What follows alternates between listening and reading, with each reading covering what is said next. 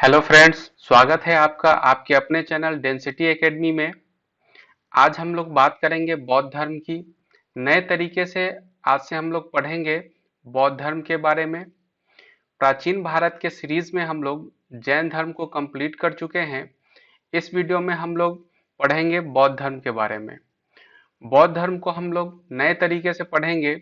सारा कुछ वही है, तथ्य वही है, लेकिन तरीका नया होगा। इस टाइम में जो भी एग्जाम्स हो रहे हैं उसमें प्रश्न पूछने के तरीके डिफरेंट होते जा रहे हैं, इसलिए हम लोगों को पढ़ने का तरीका भी चेंज करना होगा।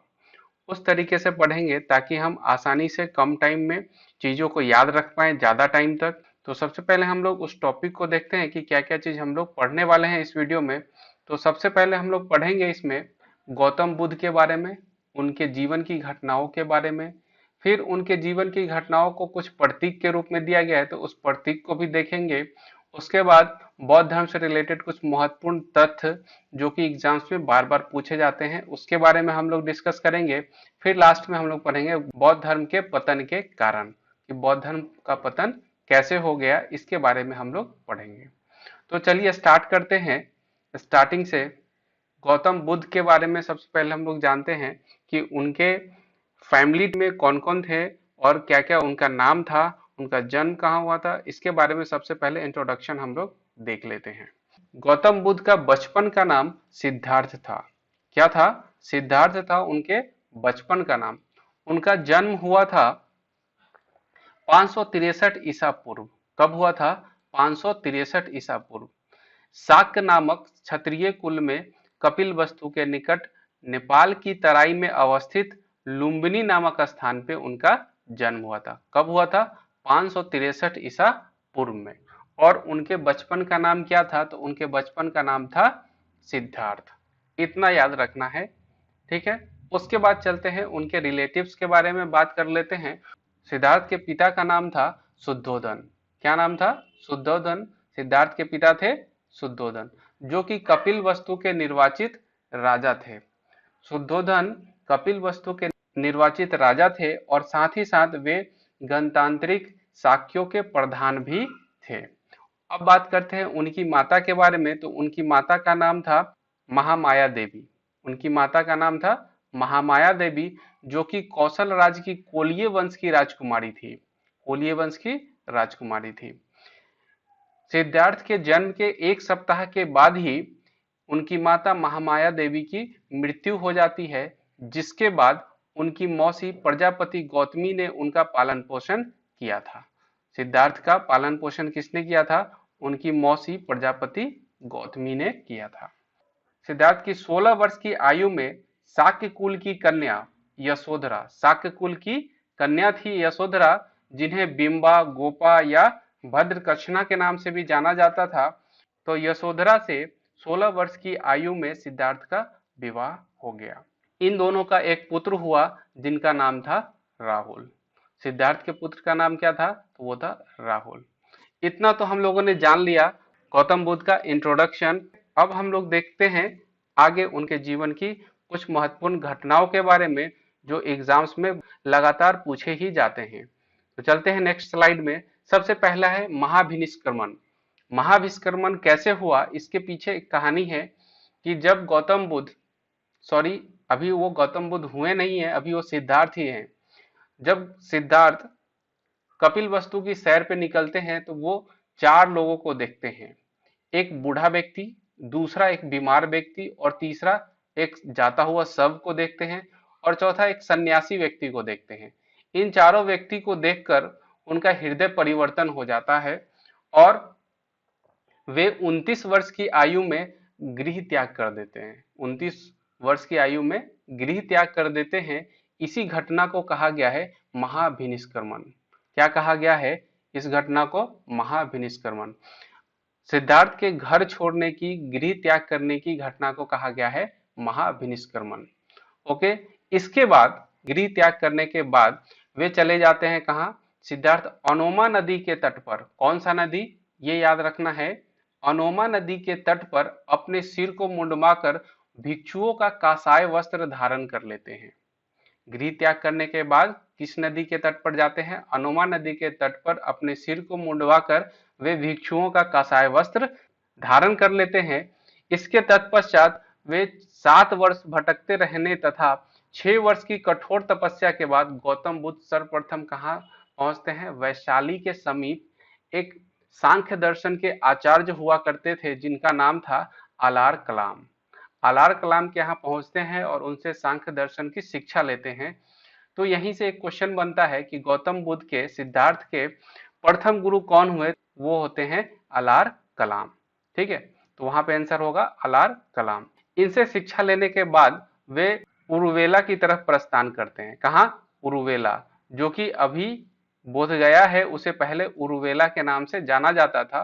वहां के लिए वे प्रस्थान कर देते हैं, वहां चले जाते हैं, जहां पे उन्हें कौंडिन्य और उनके साथ कुछ 5 साधक भी मिलते हैं। वहां पे उरुवेला में 35 वर्ष की अवस्था में, 35 वर्ष की उम्र में वैशाख पूर्णिमा की एक रात एक घटना घटती है।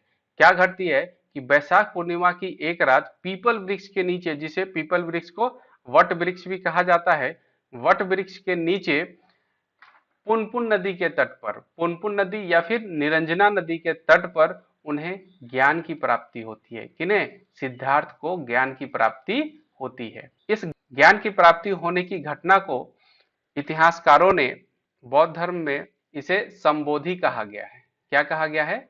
संबोधि। जब सिद्धार्थ को ज्ञान की प्राप्ति होती है तो इस घटना को कहा गया है संबोधि। जिस तरह गृह त्याग करने की घटना को महाभिनिष्क्रमण कहा गया, उसी तरह ज्ञान प्राप्त करने की घटना को कहा गया है संबोधि। तो यहां से हमें ये याद रखना है कि उन्हें ज्ञान की प्राप्ति कब हुई? तो सबसे पहले है 35 वर्ष की अवस्था में। उसके बाद कब हुई? तो वैशाख पूर्णिमा की रात को पीपल वृक्ष के नीचे हुई, वट वृक्ष के नीचे। एक नदी थी, नदी है पुनपुन नदी, पुनपुन नदी या फिर निरंजना नदी के तट पर ज्ञान की प्राप्ति होती है सिद्धार्थ को। तो उस घटना को कहते हैं। जब ज्ञान की प्राप्ति होती है उसके बाद सिद्धार्थ गौतम बुद्ध के नाम से प्रचलित होते हैं, प्रसिद्ध होते हैं। यहां से उनका नाम गौतम बुद्ध पड़ता है। ठीक है, तो ये सारे फैक्ट्स हमें याद रखने हैं गौतम बुद्ध के बारे में। अब हम लोग चलते हैं आगे की घटनाओं को, देखते हैं क्या क्या हुआ इसके बाद। इसके बाद जब ज्ञान प्राप्ति के बाद वे जाते हैं वाराणसी के सारनाथ। गौतम बुद्ध प्रस्थान करते हैं कहाँ के लिए? वाराणसी के सारनाथ में, जहाँ पे ऋषिपत्नम या मृगदांव जगह है, वहां पे वो प्रथम प्रवचन देते हैं। प्रथम प्रवचन देते हैं किसको? 5 ब्राह्मण सन्यासियों को अपना प्रथम उपदेश देते हैं। कहां पर? तो सारनाथ, वाराणसी के सारनाथ स्थित ऋषिपत्नम या फिर मृगदांव में वे अपना प्रथम प्रवचन 5 ब्राह्मण सन्यासियों को देते हैं। इस घटना को प्रथम प्रवचन देने का, प्रथम उपदेश देने का जो घटना है, इसे कहा गया है बौद्ध ग्रंथों में धर्म चक्र प्रवर्तन। क्या कहा गया है? धर्म चक्र प्रवर्तन कहा गया है प्रथम प्रवचन या प्रथम उपदेश देने की घटना को। और ये भी याद रखेंगे किसे दिया था प्रथम उपदेश? तो 5 ब्राह्मण सन्यासियों को दिया था। इसके बाद उन्होंने बौद्ध धर्म का प्रथम अनुयायी, सबसे पहले अनुयायी जो बनाया, 2 शूद्रों को बनाया था। 2 शूद्रों को बौद्ध धर्म का सर्वप्रथम अनुयायी बनाया था, जिनका नाम था तापस एवं मल्लिक। तपस एवं मल्लिक नामक 2 शूद्र थे, जिन्हें गौतम बुद्ध ने बौद्ध धर्म का सर्वप्रथम अनुयायी बनाया था। और उन्होंने अपने जीवन में सबसे अधिक उपदेश, सर्वाधिक उपदेश कहाँ दिया था? तो वो दिया था कौशल देश की राजधानी श्रावस्ती में दिया था। कहाँ पे दिया था? कौशल देश की राजधानी श्रावस्ती में दिया था। और इनके बहुत सारे राजा थे, शासक थे उस समय के, जो इनके अनुयायी बने। उनमें से प्रमुख शासक कौन थे? वो लोग थे, सबसे पहले बिंबिसार थे, उसके बाद प्रसेनजीत, फिर उदयन। ये 3 शासक थे जो महात्मा बुद्ध के अनुयायी बने। शासकों में इन 3 नामों को याद रखना है, बिंबिसार, प्रसेनजीत और उदयन। ये महात्मा बुद्ध के शासक अनुयायी बने थे। इनके प्रधान शिष्य, प्रिय शिष्य का नाम था उपाली और आनंद। 2 शिष्य ऐसे थे जो इन्हें बहुत ही प्रधान शिष्य थे, प्रिय शिष्य थे, जो थे उपाली और आनंद। इनका नाम भी याद रखना है। इसके बाद इन्होंने सारनाथ में, जहां पे इन्होंने प्रथम उपदेश दिया था, वहां पे इन्होंने बौद्ध संघ की स्थापना की थी। कहां पे की थी? सारनाथ में बौद्ध संघ की स्थापना की थी। इसके बाद हमें एक और फैक्ट याद रखना है यहाँ से, कि इनका एक घोड़ा था, उस घोड़ा का नाम था कंथक। क्या नाम था? कंथक। उस घोड़ा का नाम था कंथक और उनका एक सारथी था जिसका नाम था चन्ना। क्या नाम था? चन्ना नामक उनका एक सारथी था और घोड़े का नाम था कंथक। ओके, तो यहां से हमें इतने सारे फैक्ट्स याद रखने हैं गौतम बुद्ध के बारे में। अब हम लोग चलते हैं आगे, इनके जीवन की अगली घटना को देखते हैं आगे क्या हुआ। नेक्स्ट है महापरिनिर्वाण। महापरिनिर्वाण क्या है? जब इनकी मृत्यु हुई तो इन्हें मृत्यु की घटना को महापरिनिर्वाण कहा गया है बौद्ध ग्रंथों में। तो इनकी मृत्यु हुई थी 483 ईसा पूर्व में 80 वर्ष की अवस्था में। 483 ईसा पूर्व में 80 वर्ष की अवस्था में गौतम बुद्ध की मृत्यु हो जाती है। तो इस घटना को कहा जाता है महापरिनिर्वाण। कहाँ पे होता है इनकी मृत्यु? तो वो होता है हिरण्यवती नदी के तट पर। हिरण्यवती नदी के तट पर जगह है कुशीनगर। कुशीनगर, वहां पे इनकी मृत्यु हो जाती है। तो इस घटना को कहा जाता है महापरिनिर्वाण। मृत्यु से पूर्व उन्होंने अपना अंतिम उपदेश दिया था कुशीनगर में। कुशीनगर के परिव्राजक सुबुद्ध को उन्होंने अपना अंतिम उपदेश दिया था। ये भी याद रखना है कि महात्मा बुद्ध ने अंतिम उपदेश किसे दिया था या फिर कहाँ दिया था? तो कहाँ दिया था? कुशीनगर में दिया था। और किसे दिया था? तो परिव्राजक सुबुद्ध को दिया था। उसके बाद हम लोग जानते हैं ये जो कुशीनगर है अभी फिलहाल वर्तमान में कहाँ पे है? तो कुशीनगर या कुशीनारा की पहचान उत्तर प्रदेश के देवरिया जिला, उत्तर प्रदेश में देवरिया जिला है। तो देवरिया जिला के अंदर एक गांव है जिसका नाम है कसिया गांव। तो इस कसिये गांव से पहचान की जाती है कि यही जो गांव है कसिया गांव उस टाइम पे कुशीनगर हुआ करता था। ठीक है, इसके बाद हम लोग बात करेंगे बौद्ध धर्म के बारे में, कुछ इंपॉर्टेंट फैक्ट्स के बारे में, और बौद्ध धर्म से रिलेटेड गौतम बुद्ध के जीवन की घटनाओं को कुछ प्रतीक के रूप में दिया गया है, उस प्रतीक को देखेंगे। तो चलिए देखते हैं उसको। नेक्स्ट है जैसे बुद्ध के जीवन की घटनाएं और एवं उनके प्रतीक। तो बुद्ध के जीवन की घटनाएं और उनके प्रतीक क्या क्या दिए गए हैं इनको हम लोग देखते हैं।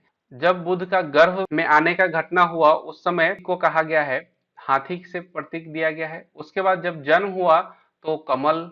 उसके बाद यौवन में जब आए तो उन्हें सांड का प्रतीक दिया गया। जब गृह त्याग किया महाभिनिष्क्रमण हुआ तो उस समय घोड़ा वो प्रतीक दिया गया है बौद्ध ग्रंथों में। ये सारा जो प्रतीक है बौद्ध ग्रंथों में बताया गया है। ज्ञान प्राप्ति जिसे संबोधि कहा गया उस घटना को, तो उसके लिए प्रतीक दिया गया है बोधि वृक्ष जो कि पीपल का वृक्ष है। ठीक है, उसके बाद समृद्धि, उसके बाद ज्ञान प्राप्ति के बाद समृद्धि मिला तो उसे शेर का प्रतीक दिया गया है। उसके बाद प्रथम प्रवचन यानी धर्म चक्र प्रवर्तन जब हुआ तो उसे चक्र का प्रतीक दिया गया है। उसके बाद निर्वाण की प्राप्ति हुई तो उसे पद चिन्ह दिया गया है। उसके बाद जब महापरिनिर्वाण हुआ मृत्यु हुई तो उसे स्तूप में बताया गया है प्रतीक के रूप में। अब बात करते हैं जब महापरिनिर्वाण हुआ उसके बाद बुद्ध के अवशेषों को 8 भागों में विभाजित किया गया। ऐसा बौद्ध ग्रंथों में लिखा गया है, बौद्ध ग्रंथों में बताया गया है कि बुद्ध के अवशेषों को 8 भागों में विभाजित किया गया था और उन 8 भागों को अलग अलग विभाजित करके उन पर स्तूप बना दिए गए। तो कौन कौन से वो 8 भाग हैं, 8 जगह है, उनको हम लोग देख लेते हैं। तो पहला है लिच्छवी वैशाली में। उसके बाद शाक्य कपिलवस्तु। उसके बाद कोलिये रामग्राम। ब्राह्मण वेदपीठ में। उसके बाद मौर्य पिपली वन में। उसके बाद मल्ल कुशीनारा में। उसके बाद है बुली अलकप में। उसके बाद है अजात शत्रु मगध में। इस तरह से ये 8 भागों में विभाजित कर दिया गया था बुद्ध के अवशेषों को। फिर आगे हम लोग देखते हैं और कुछ इंपॉर्टेंट तथ्यों को, फैक्ट्स को जो हमें याद रखना चाहिए। बौद्ध आचार संहिता के कुछ मुख्य नियम बनाए गए थे, वो कौन से थे? पराये धन का लोभ नहीं करना, पराये धन का लोभ नहीं करना, हिंसा नहीं करना, नशे का सेवन न करना, झूठ नहीं बोलना, दुराचार से दूर रहना। ये सब कुछ मुख्य नियम बनाए गए थे बौद्ध धर्म के आचार संहिता में। उसके बाद बौद्ध संगीतियां हुई थी, 4 बौद्ध संगीतियां हुई थी। कितनी? 4 बौद्ध संगीतियां हुई थी। ये बहुत ही इंपॉर्टेंट है, ये हमें याद रखना चाहिए। 4 बौद्ध संगीतियां हुई थी। प्रथम हुआ था 483 ईसा पूर्व में, जब गौतम बुद्ध की मृत्यु हुई थी जिस ईसा पूर्व में, उसी समय प्रथम बौद्ध संगीति हुई थी राजगृह में। उसके अध्यक्ष थे महाकश्यप और शासन किसका था उस समय? तो उस समय अजात शत्रु का शासन था वहां पे। उसके बाद द्वितीय बौद्ध संगीति हुआ था 383 ईसा पूर्व में। यहाँ पे पहला 483, उसके बाद 383, 100 साल के बाद यहाँ पे दूसरा बौद्ध संगीति हुआ। वो कहाँ हुआ था? वो वैशाली में। और अध्यक्ष थे साव कमीर और शासक थे काला शोक। तृतीय बौद्ध संगीति हुई थी 250 ईसा पूर्व में। 250 ईसा पूर्व में हुआ था पाटलिपुत्रा में। अध्यक्ष थे मोगलीपुत्र 30 और शासक थे अशोक। इसके बाद बात करते हैं चौथे बौद्ध संगीति की। तो ये हुआ था प्रथम सदी ईसा पूर्व में। और ये कहाँ पे हुआ था? तो ये हुआ था कुंडलवन कश्मीर के अंदर। उस समय अध्यक्ष थे वसुमित्र और शासन किसका था? तो शासन था कनिष्क का। तो यहाँ से हमें ये संगीति जरूर याद रखना है। तो इसको आप कैसे याद रख पाएंगे? थोड़ा मैं इसके लिए ट्रिक बताता हूँ। जैसे प्रथम कब हुआ था? 483 ईसा पूर्व। दूसरा बौद्ध संगीति हुआ था 383 ईसा पूर्व में। फिर तृतीय हुआ था 250 ईसा पूर्व में। और चतुर्थ हुआ था प्रथम सदी ईसा पूर्व में। तो पहला और दूसरा तो याद रहेगा। गौतम बुद्ध के मृत्यु के 100 सालों के बाद 383, 483 के बाद 383, 100 साल के बाद हुआ। उस कुछ सालों के बाद लगभग 60-65 सालों के बाद 250 ईसा पूर्व में तीसरा हुआ था। तो ये तीन याद रखना है। उसके बाद प्रथम सदी ईसा पूर्व में हुआ था। इसका स्थान को कैसे याद रखेंगे? कौन सा कहाँ पे हुआ था? प्रथम, द्वितीय, तृतीय। तो इसके लिए क्या है? यहाँ से ऐसे याद रखना है, राज व पाठ। राज व पाठ। राज व पाठ कुंडल वन में। राज व पाठ कुंडल वन में। तो राज से याद रखना है राजगिरी, व से याद रखना है वैशाली, पाठ से याद रखना है पाटलिपुत्र। और कुंडल वन में हुआ था। कुंडल वन कहाँ? कश्मीर में हुआ था। राज और पाठ कुंडल वन में। ठीक है। उसके बाद शासन में कैसे याद रखना है? किसके शासन काल में कौन सा बौद्ध संगीति हुआ था? तो इसको याद रखना है अकाल शोक। अकाल, अकाल शोक, यहां से ऐसे याद रखना है। अकाल शोक से क्या होगा? अ से होगा अजात शत्रु, काल से काला शोक, और शोक से होगा अशोक, और लास्ट का जो क है उससे याद रखना है कनिष्क। क्या याद रखना है? अकाल शोक।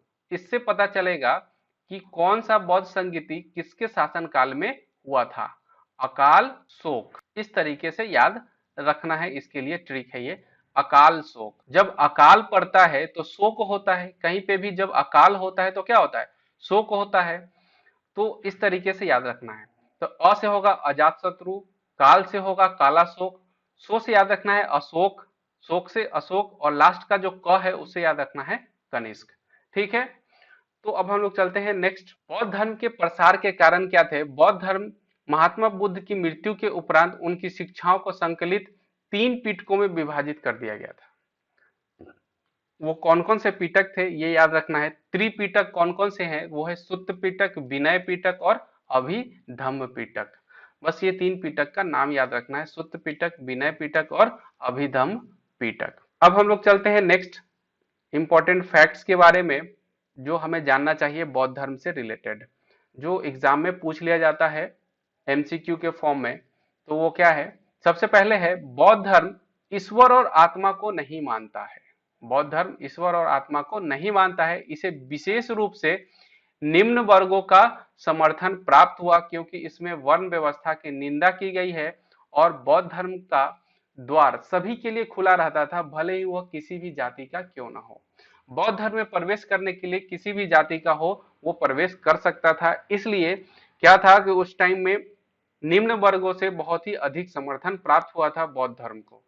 उसके बाद बौद्ध धर्म में दिवालिया, दासों और ऋण न चुका पाने वालों के लिए संघ में प्रवेश वर्जित था। वैसे लोग जो दिवालिया हैं, दास हैं और ऋण नहीं चुकाते थे उनको संघ में प्रवेश वर्जित होता था। उसके बाद ब्राह्मण धर्म की तुलना में बौद्ध धर्म अधिक उदार और अधिक जनतांत्रिक था। इसलिए ये बौद्ध धर्म उस टाइम में बहुत ज्यादा फेमस हुआ था। इसके बाद सबसे ज्यादा फेमस होने का सबसे बड़ा कारण ये था कि बौद्ध धर्म में जो भी उपदेश दिया जाता था, महात्मा बुद्ध या फिर कोई भी जो उपदेश देते थे, बौद्ध धर्म का प्रचार प्रसार करते थे, उनका भाषा था पाली, जो कि उस समय का लोकल लैंग्वेज था। और लोकल लैंग्वेज सबको आसानी से समझ में आता था, इसीलिए पाली भाषा में वे धर्म प्रचार करते थे, जिसके कारण उस समय बहुत ज्यादा फेमस हुआ बौद्ध धर्म। इसके बाद बताया गया है कि बुद्ध के पंचशील सिद्धांत जो है उनका वर्णन एक उपनिषद में मिलता है। वो कौन सा उपनिषद है? वो है छांदोग्य उपनिषद में मिलता है। किस चीज का वर्णन? पंचशील सिद्धांत का वर्णन।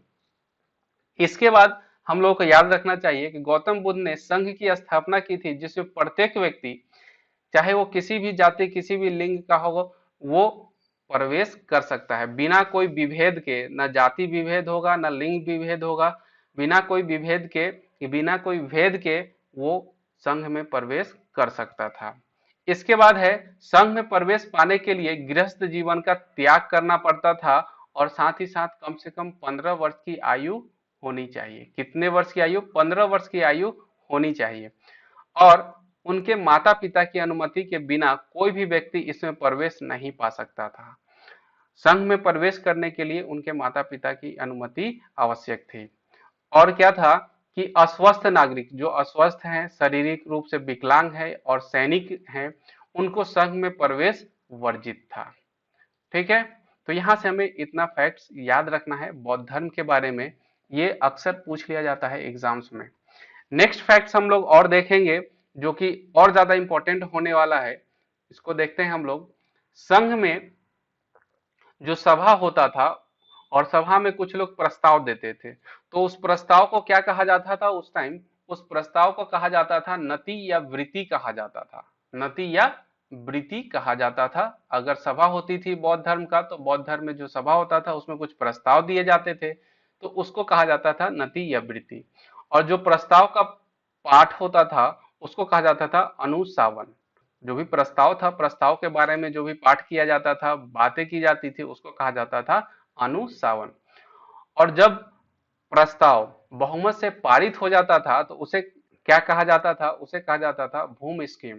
भूम स्कीम कहा जाता। जब जो प्रस्ताव दिया गया, जो नति या वृत्ति है, जो बहुमत से पारित हो गया, तो उसे भूम स्कीम कहा जाता था। अगर किसी प्रस्ताव पे मतभेद होता था तो क्या होता था? उस समय मतदान किया जाता था। क्या किया जाता था? मतदान किया जाता था। अगर मतभेद होता था तो मत विभाजन होता था। मत विभाजन का मतलब है कि मतदान किया जाता था और जिसकी संख्या ज्यादा होती थी वो तब वो प्रस्ताव मंजूर कर लिया जाता था। उसके बाद है, सभा में बैठने की व्यवस्था करने वाला एक अधिकारी होता था। जो सभा में बैठने की व्यवस्था करता था उसे कहा जाता था आसन प्रज्ञापक। क्या कहा जाता था? आसन प्रज्ञापक। आसन से पता हो रहा है, आसन मतलब बैठने वाले चीज को आसन कहते हैं। तो यहां से याद रखना है कि आसन प्रज्ञापक, जो आसन आसन का व्यवस्था करे उसको आसन प्रज्ञापक कहेंगे। और सभा तभी होती थी जब उसमें 20 लोगों की उपस्थिति हो। मतलब कोरम कितना था उस समय? कोरम था सभा के लिए 20। बौद्ध सभा के लिए जो कोरम था, न्यूनतम उपस्थिति थी, वो 20 थी। उसके बाद है, जब किसी विशेष अवसर पर भिक्षु और भिक्षुनियां धर्म वार्ता करते थे तो उन्हें उपोषात कहते थे। उपोषात कहते थे। और संघ में प्रविष्ट होने पर उसे क्या कहा जाता था? उपसंपदा कहा जाता था। जब कोई पर्सन बौद्ध धर्म के बौद्ध संघ में प्रविष्ट होता था तो उसे उपसंपदा कहलाता था। तो इसका क्या प्रोसेस है उपसंपदा का, उसको हम लोग देख लेते हैं। जैसे गृहस्थ जीवन का त्याग जो कर देते थे तो उसे प्रव्रज्या कहते थे। और जो प्रव्रज्या ग्रहण करते थे उनको क्या कहा जाता था? श्रमनेर कहा जाता था। पहले प्रव्रज्या होगा, गृह त्याग किया, प्रव्रज्या कहलाया। प्रव्रज्या करने वाले को क्या कहते थे? श्रमनेर कहते थे। और श्रमनेर अगर किसी आचार्य से शिक्षा प्राप्त कर लेने के बाद उपसंपदा या भिक्षु पदा का अधिकारी बन जाता था। किसका? उपसंपदा या भिक्षु पदा का अधिकारी बन जाता था। इतने सारे फैक्ट्स हैं। कुछ और फैक्ट्स बच गए हैं, उसको भी हम लोग देख लेते हैं, डिस्कस कर लेते हैं। वो क्या है?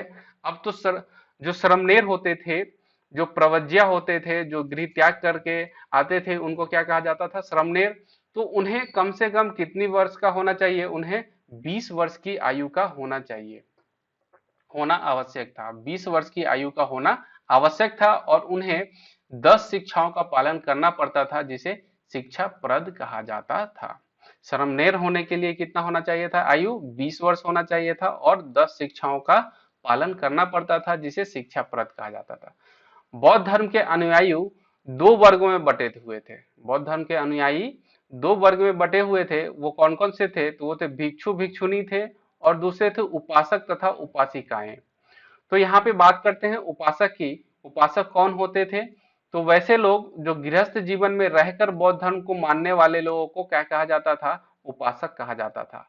वैसे लोग जो गृहस्थ जीवन को पालन करते हुए बौद्ध धर्म को मानते थे उसे उन्हें उपासक कहा जाता था। और बौद्ध धर्म में दैनिक प्रथा में लोग बुद्धम शरणम गच्छामि या धम्मम शरणम गच्छामि का उच्चारण करते थे। ठीक है। इसके बाद है, जो भी लोग बौद्ध संघ में शामिल होते थे, इसके बाद इनके सदस्यों को इंद्रिय निग्रह क्या कहा जाता था? इंद्रिय निग्रह कहा जाता था या फिर अपरिग्रह कहा जाता था। इसका मतलब है कि धनहीनता इंद्रिय निग्रह या फिर अपरिग्रह कहा जाता था। इसका मतलब है धनहीनता और श्रद्धा का संकल्प लेना पड़ता था। जब भी कोई संघ में शामिल होता था तो इनके सदस्यों को क्या होता था कि इंद्रिय निग्रह और अपरिग्रह और श्रद्धा का संकल्प लेना पड़ता था, धनहीनता का संकल्प लेना पड़ता था। बौद्ध धर्म के 3 प्रमुख अंग थे, वो कौन कौन से थे? तो वो थे बुद्ध, संघ और धम्म। ये 3 अंग थे बौद्ध धर्म के। और बौद्ध धर्म आगे चल करके 2 भाग में बट गया था, जिसे कहा जाता है हीनयान और महायान। हीनयान और महायान में विभाजित हो गया था बौद्ध धर्म। इसके बाद एक महत्वपूर्ण घटना घटी, युग परिवर्तक घटना हुई। वो कौन सा था? बौद्ध के निर्वाण के 200 साल बाद, जब निर्वाण प्राप्ति हुई थी उसके 200 साल बाद मौर्य सम्राट अशोक ने बौद्ध धर्म को ग्रहण किया था। ये एक युग परिवर्तक घटना साबित हुई। क्यों? क्योंकि अशोक ने बौद्ध धर्म का प्रचार प्रसार बहुत ही बृहत मात्रा में करवाया था। मध्य एशिया, पश्चिम एशिया, श्रीलंका में अशोक ने इस धर्म को फैलाया था अपने धर्म दूतों को भेजकर।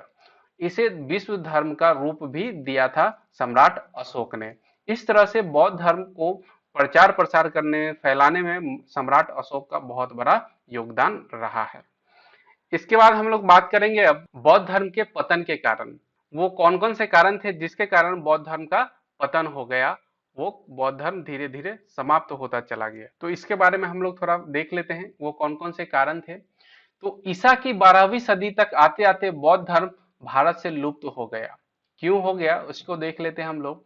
इसमें भी ब्राह्मण धर्म की वे सभी बुराइयां आ गई जिसके विरुद्ध इसने आरंभ में लड़ाई छेड़ी थी। जिस बुराइयों के विरुद्ध बौद्ध धर्म शुरुआत हुई थी, वही सारी बुराइयां इसमें आती चली गई धीरे धीरे। इसलिए बौद्ध धर्म की लोकप्रियता कम होती गई और बौद्ध धर्म पतन के तरफ बढ़ता चला गया।